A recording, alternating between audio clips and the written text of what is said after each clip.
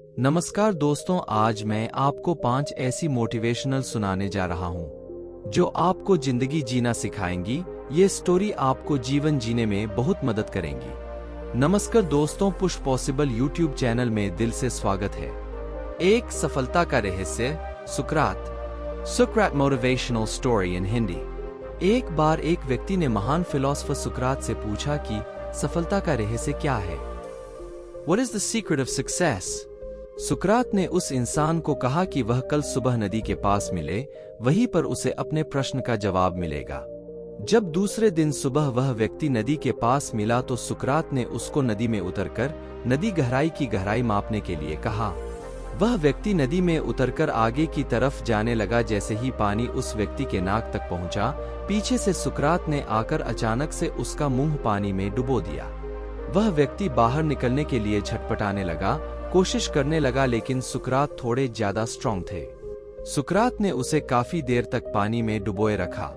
कुछ समय बाद सुकरात ने उसे छोड़ दिया और उस व्यक्ति ने जल्दी से अपना मुंह पानी से बाहर निकालकर जल्दी जल्दी सांस ली।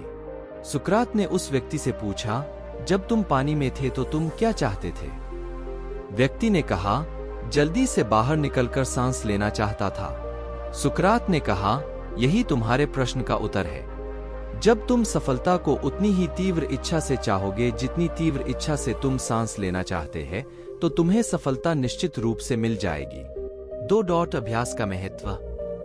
प्राचीन समय में विद्यार्थी गुरुकुल में रहकर ही पढ़ा करते थे। बच्चे को शिक्षा ग्रहण करने के लिए गुरुकुल में भेजा जाता था। बच्चे गुरुकुल में गुरु के सानिध्य में आश्रम की देखभाल किया करते थे और अध्ययन भी किया करते थे। वरदराज को भी सभी की तरह गुरुकुल भेज दिया गया। वहां आश्रम में अपने साथियों के साथ घुलने मिलने लगा, लेकिन वह पढ़ने में बहुत ही कमजोर था। गुरुजी की कोई भी बात उसके बहुत कम समझ में आती थी। इस कारण सभी के बीच वह उपहास का कारण बनता है। उसके सारे साथी अगली कक्षा में चले गए, लेकिन वो आगे नहीं बढ़ पाया। गुरुजी जी ने भी आखिर हार मानकर उसे बोला, बेटा वरदराज, मैंने सारे प्रयास करके देख लिए हैं। अब यही उचित होगा कि तुम यहाँ अपना समय बर्बाद मत करो। अपने घर चले जाओ और घरवालों की काम में मदद करो।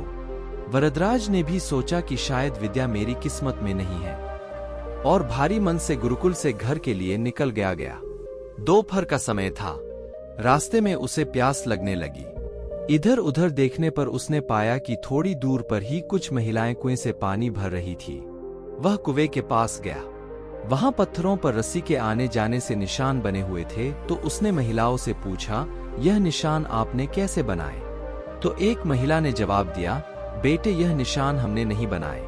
यह तो पानी खींचते समय इस कोमल रस्सी के बार बार आने जाने से ठोस पत्थर पर भी ऐसे निशान बन गए हैं। वरदराज सोच में पड़ गया। उसने विचार किया कि जब एक कोमल से रस्सी के बार बार आने जाने से एक ठोस पत्थर पर गहरे निशान बन सकते हैं, तो निरंतर अभ्यास से मैं विद्या ग्रहण क्यों नहीं कर सकता? वरदराज ढेर सारे उत्साह के साथ वापस गुरुकुल आया और अथक कड़ी मेहनत की। गुरुजी ने भी खुश होकर भरपूर सहयोग किया। कुछ ही सालों बाद यही मंदबुद्धि बालक वरदराज आगे चलकर संस्कृत व्याकरण का महान विद्वान बना, जिसने लघु सिद्धांत कौमुदी, मध्य सिद्धांत कौमुदी, सार सिद्धांत कौमुदी, गीर्वाणपद मंजरी की रचना की। शिक्षा, मोरल। दोस्तों, अभ्यास की शक्ति का तो कहना ही क्या है। यह आपके हर सपने को पूरा करेगी। अभ्यास बहुत जरूरी है, चाहे वो खेल में हो या पढ़ाई में या किसी और चीज में।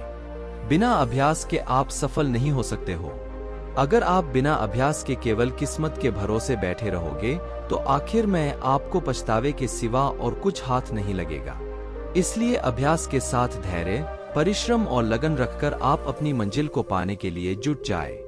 3 अभिनव बिंद्रा, जिद और जुनून ने दिलाया गोल्ड। ओलंपिक में भारत को गोल्ड मेडल मिलने से हर भारतवासी खुशी से झूम उठा। बिंद्रा की जिद और जुनून ने उन्हें इस मुकाम पर पहुंचाया है। बैंकॉक में हुए वर्ल्ड शूटिंग चैंपियनशिप में बिंद्रा की टीममेट रही इंटरनेशनल शूटर श्वेता चौधरी ने कहा कि बिंद्रा ने जो कहा वह कर दिखाया। श्वेता मामूली अंतर से ओलंपिक टीम में जगह बनाने में नाकाम रही। श्वेता ने बताया कि बिंद्रा ओलंपिक गोल्ड के लिए पिछले 4 साल से अनवरत मेहनत कर रहे थे। बिंद्रा ने जो कहा वह कर दिखाया। ऐसे बदली दुनिया, श्वेता बताती हैं कि एथेंस ओलंपिक के बाद अभिनव के व्यवहार में चेंज आया। एथेंस ओलंपिक में पदक हासिल न करने के बाद ही उन्होंने निश्चय कर लिया था कि वह अगला मौका बीजिंग ओलंपिक नहीं गंवाएंगे। एक स्मरण सुनाते हुए श्वेता ने कहा कि बैंकॉक में वर्ल्ड चैंपियनशिप के दौरान जब भारतीय टीम के अन्य शूटर शाम को शहर घूमने गए थे, बिंद्रा जिम में एक्सरसाइज कर रहे थे। शायद अभिनव को एथेंस ओलंपिक में पदक नहीं जीतने का सदमा ऐसा लगा कि उनके व्यवहार में काफी परिवर्तन आ गया। उसके बाद से वह रिजर्व रहने लगे। इसके पहले वह साथियों के बीच आकर हंसी मजाक करते थे। इसके बाद वह लगातार विदेशों में जाकर प्रैक्टिस करते रहे। अभिनव बिंद्रा, जिद और जुनून ने दिलाया गोल्ड। श्वेता ने बताया कि बिंद्रा ने स्वयं ही अपने लिए प्राइवेट कोच, पैथोलॉजिस्ट व फिजियो नियुक्त किया था। इसके बावजूद छोटी प्रतियोगिताओं में उनके मेडल न जीतने पर कई बार उनकी आलोचना भी हुई, परंतु उनको जानने वाले जानते थे कि अभिनव में वह क्षमता है जो वक्त आने पर बड़ी प्रतियोगिता में अवश्य दिखेगा। उनका टारगेट ओलंपिक ही था। 4 भारत रत्न प्राप्त डॉ. एपीजे अब्दुल कलाम। अब्दुल कलाम का जन्म 15 अक्टूबर 1931 को तमिलनाडु के एक गांव धनुषकोडी में हुआ था। इनके पिता मछुआरों को किराए पर नाव देते थे। कलाम ने अपनी पढ़ाई के लिए धन की पूर्ति हेतु अखबार बेचने का कार्य भी किया। डॉ. कलाम ने जीवन में अनेक चुनौतियों का सामना किया। उनका जीवन सदा संघर्षशील रहने वाले एक ऐसे व्यक्ति की कहानी है जिसने कभी हार नहीं मानी तथा देशहित में अपना सर्वस्व न्योछावर करते हुए सदा उत्कृष्टता के पथ पर चलते रहे। 71 वर्ष की आयु में भी वे अथक परिश्रम करते हुए भारत को सुपर पावर बनाने की ओर प्रयासरत थे। भारत रत्न डॉ. अब्दुल कलाम भारत के 11वें राष्ट्रपति बने। वे भारत रत्न से सम्मानित होने वाले तीसरे राष्ट्रपति हैं। भारत के मिसाइल कार्यक्रम के जनक डॉ. कलाम ने देश को अग्नि एवं पृथ्वी जैसी मिसाइलें देकर चीन एवं पाकिस्तान को इनकी रेंज में लाकर दुनिया को चौंका दिया। एक बार एयरफोर्स के पायलट के साक्षात्कार में 9वें नंबर पर आने के कारण कुल 8 प्रत्याशियों का चयन करना था, उन्हें निराश होना पड़ा था। वे ऋषिकेश बाबा शिवानंद के पास चले गए एवं अपनी व्यथा उन्हें सुनाई। बाबा ने उन्हें कहा, Accept your destiny and go ahead with your life. You are not destined to become an Air Force pilot. What you are destined to become is not revealed now, but it is predetermined. Forget this failure, as it was essential to lead you to your existence. Become one with yourself, my son. Surrender yourself to the wish of God. बाबा शिवानंद का कहने का अर्थ यह था कि असफलता से निराश होने की आवश्यकता नहीं। यह असफलता आपकी दूसरी सफलताओं के द्वार खोल सकती है। तुम्हें जीवन में कहाँ पहुंचना है, इसका पता नहीं। आप कर्म करो, ईश्वर पर विश्वास करो। डॉ. कलाम का जीवन हर उस नवयुवक के लिए आदर्श प्रेरणा स्रोत है जो अपने जीवन में एक असफलता मिलने पर ही निराश हो जाते हैं। डॉ. कलाम ने अपने सारे जीवन में निस्वार्थ सेवा कार्य किया। उनका राष्ट्र प्रेम और उनका देशभक्ति का जवाहर भारतीय के लिए सबक एवं प्रेरणा का पुंज है और हमेशा रहेगा। 5 महान गणितज्ञ रामानुजन, धुन के पक्के। रामानुजन का जन्म एक गरीब परिवार में 22 दिसंबर 1887 को तमिलनाडु के इरोड कस्बे में हुआ था। उनके पिता एक साड़ी की दुकान पर क्लर्क का काम करते थे। रामानुजन के जीवन पर उनकी मां का बहुत प्रभाव था। जब वे 11 वर्ष के थे तो उन्होंने एस.एल. लोनी द्वारा लिखित गणित की किताब की पूरी मास्टरी कर ली थी।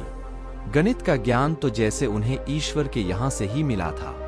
14 वर्ष की उम्र में उन्हें मेरिट सर्टिफिकेट्स एवं कई अवार्ड मिले। वर्ष 1904 में जब उन्होंने टाउन हाई स्कूल से स्नातक पास की तो उन्हें के रंगनाथा राव पुरस्कार प्रधानाध्यापक कृष्ण स्वामी अय्यर द्वारा प्रदान किया गया। वर्ष 1909 में उनकी शादी हुई। उसके बाद वर्ष 1910 में उनका एक ऑपरेशन हुआ। घरवालों के पास उनके ऑपरेशन हेतु पर्याप्त राशि नहीं थी। एक डॉक्टर ने उनका मुफ्त में यह ऑपरेशन किया था।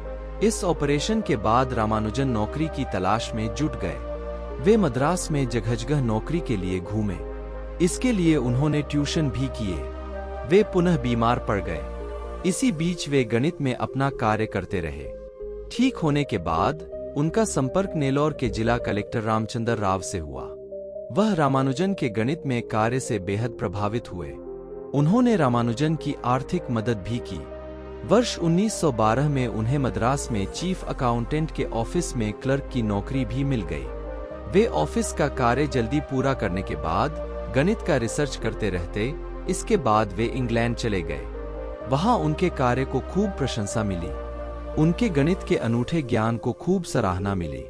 वर्ष 1918 में उन्हें ट्रिनिटी कॉलेज कैम्ब्रिज का fellow of Trinity college Cambridge चुना गया।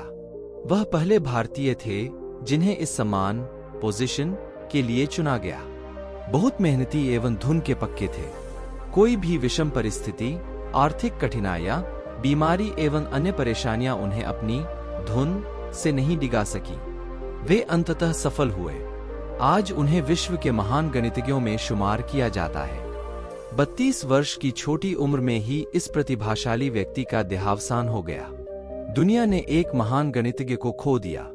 आपको ये कहानी कैसी लगी हमें कमेंट करके जरूर बताएं और साथ ही इस वीडियो को लाइक करें और ऐसी और कहानी सुनने के लिए पुश पॉसिबल यूट्यूब चैनल को सब्सक्राइब करें। तब तक मिलते हैं हम आपसे ऐसी ही एक और प्रेरणादायक कहानी के साथ अगले दिन। धन्यवाद।